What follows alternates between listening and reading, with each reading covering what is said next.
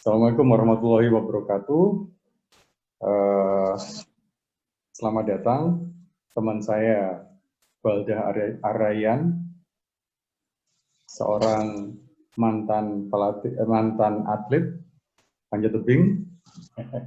Baik, pertanyaan yang pertama, sebenarnya apa sih yang dimaksud dengan huruf Arapego itu apa sih?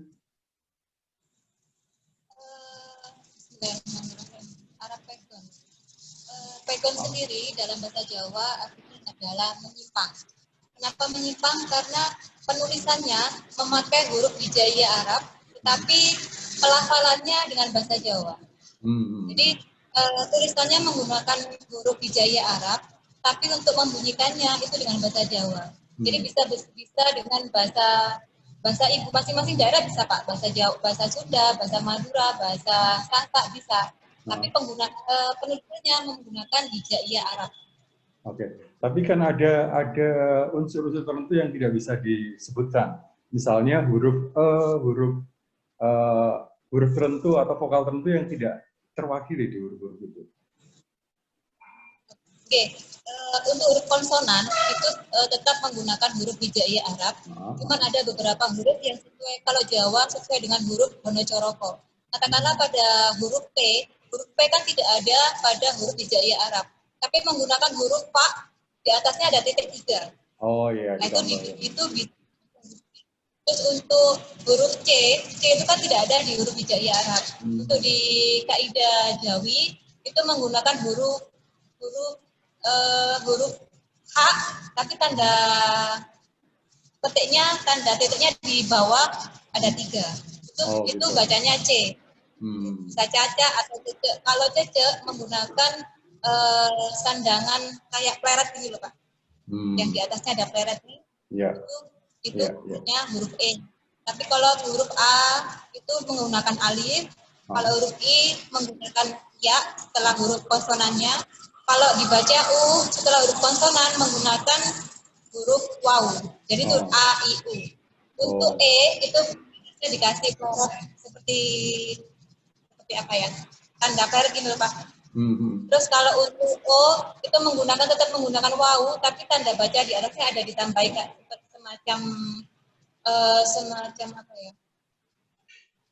O itu bisa ada kayak fathah gitu, tapi bacanya tetap O. Oke. Jadi intinya adalah jadi huruf-hurufnya diadaptasikan dengan apa yang sudah ada di Jawa, kira-kira seperti itu. Maaf, kurang dengar Pak. Hurufnya diadaptasikan dengan yang ada di Jawa. Oke, jadi huruf kaidah huruf hijaiyah Arab nanti disandingkan dengan huruf dimodifikasi dengan huruf yang sesuai dengan huruf Bonocoroko, itu ada pa, ada ca, itu yang tidak masuk di kaidah hijaiyah, ditambahi seperti itu. Oke, baik. Oke, Mbak Balda dulu belajarnya di mana? Pertama kali belajarnya? Alhamdulillah saya dulu dari kecil SD-nya di SD Islam NU khusus Putri, itu di SD Halimah Kawatan Surabaya. Dan untuk penggunaan huruf pegon itu sudah pada pelajaran agama Islam, ada tarikh itu sejarah Islam, ada fikih, akidah akhlak, itu penulisannya dengan huruf hijaiyah, cuman bacanya bahasa Indonesia. Jadi kitabnya memang kitab pegon Indonesia, bukan maksudnya Arab Indonesia, bukan Arab pegon. Jadi tulisannya hurufnya hijaiyah, namun bacanya bahasa Indonesia. Oke. Kalau sekarang saya belajar. Silakan dilanjutkan. Lalu kalau untuk yang Arab pegon, saya belajarnya di rumah, itu saya ikut Diniyah Madrasah. Jadi bukan Indonesia lagi, tapi sudah memang huruf Arab gandeng dengan pegon Jawa tadi. Oh gitu. Iya, baik. Kalau sekarang ngajari siapa saja? Siapa saja yang diajari sekarang? Sebenarnya saya bukan guru, tapi secara legal saya memang tidak terdaftar di guru manapun, tapi secara kalau di luar ini saya mengajari beberapa teman, kemudian ada beberapa santri. Kebetulan saat ini saya juga Zoom di Pondok Unggul Pro Surabaya. Jadi kalau ada biasanya santri baru yang baru masuk kan mereka belum semuanya bisa membaca Arab Pegon. Itu biasanya saya membantu ustaz dari sini untuk memperlancar adik-adik santri bagaimana membaca Pegon pada awalnya. Antusias masyarakat kira-kira bagaimana sekarang? Antusias masyarakat. Kalau saya melihat sekarang memang antusiasnya tidak begitu excited ya, tidak begitu tertarik karena memang agak sulit belajar ini. Jadi semakin banyak bacaan-bacaan huruf Latin. Karena memang untuk mempelajari ini itu memang sedikit memeras otak. Ini huruf Pegon ini tafsir Idris, ini masih muda, jadi setiap huruf artiannya masih ada harokatnya. Ini kitab awal yang harus dipelajari santri untuk mempermudah. Setelahnya nanti arti ini tidak ada harokatnya, jadi murni Pegon Arab. Oh gitu. Ternyata tantangannya besar juga ya. Iya. Oke, ya. Pak.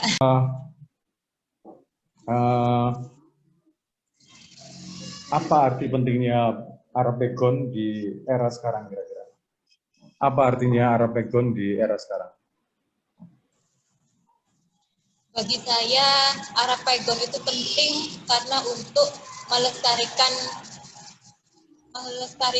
budaya salaf terdahulu, di mana ketika para pedagang dari Gujarat dan Arab Saudi datang ke Indonesia untuk menyebarkan agama Islam, di mana budaya pengajaran mereka masih dalam bahasa Arab.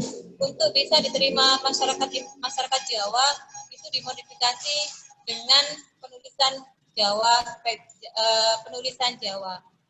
Untuk awalnya ini saya membaca beberapa literasi, ada dua, yaitu penulisan Pegon ini berawal dari ada yang saya baca itu diawali oleh Sunan Ampel Raden Rahmat.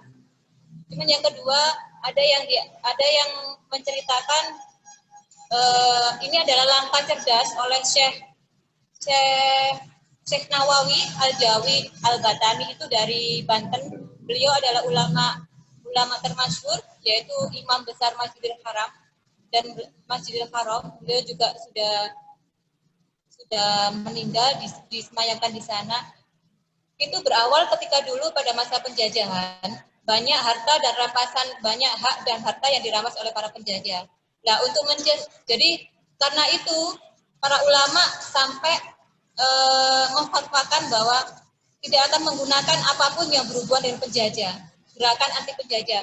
Karena itu diciptakan huruf Pegon untuk sebagai bentuk perlawanan. Dalam artian ketika mereka menyusun strategi atau berkirim kabar tentang bagaimana keadaan di sekitar, mereka menggunakan bahasa Arab Pegon ini untuk mengelabui penjajah. Karena penjajah kan tidak pernah bisa baca itu, Pak. Iya. Itu. Nah, pentingnya di sini memang sekarang sudah mulai banyak yang berkurang. Pegon ini kan budaya pesantren, ya.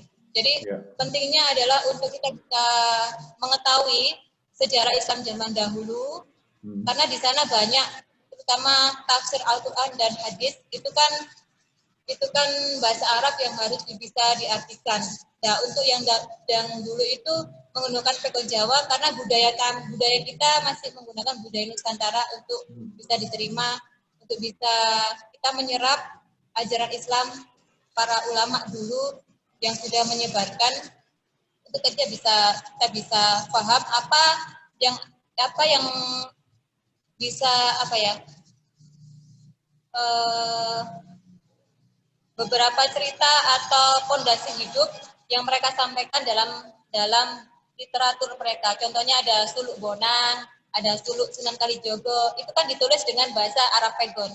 Kalau kita bisa membaca itu, kita bisa menyerap banyak ilmu yang bisa kita praktekkan dalam kehidupan sekarang ini di luar pemahaman kita tentang Al-Quran dan Sunnatullah sebagai tambahan. Ya, ya. Dengan era globalisasi sekarang, tantangannya apa aja kira-kira untuk belajar Python? Tantangannya ya itu tadi, karena kita ini kan sudah semakin jauh dari, bisa dibilang dari budaya Islam. Jadi kita semakin tidak begitu menganggap bahwa Arab Pegon ini penting untuk dipelajari. Jadi kalau simbol di sini ada ringkes cerita, yo ngaji. Jadi kalau kita nggak ngaji, kalau kita nggak mendalami kitab, kita nggak akan tahu apa yang seharusnya kita lakukan sesuai dengan tuntunan Al-Quran dan Sunnah. Tantangannya memang besar, Pak. Jadi di sini saya memang masih berusaha untuk mensiarkan ini agar teman-teman minimal di sekitaran saya bisa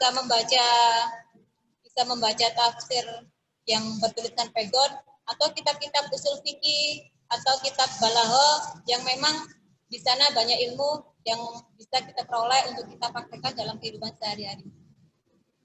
Ya, baik-baik. Cukup panjang, cukup dalam, banyak sekali yang kita pelajari hari ini. Saya ucapkan terima kasih Mbak Balda atas informasinya, atas pendalamannya. Mudah-mudahan nanti orang-orang yang melihat rekaman ini juga akan terinspirasi. Saya kira itu wawancara kita. Saya akhiri. Assalamualaikum warahmatullahi wabarakatuh. Waalaikumsalam warahmatullahi wabarakatuh.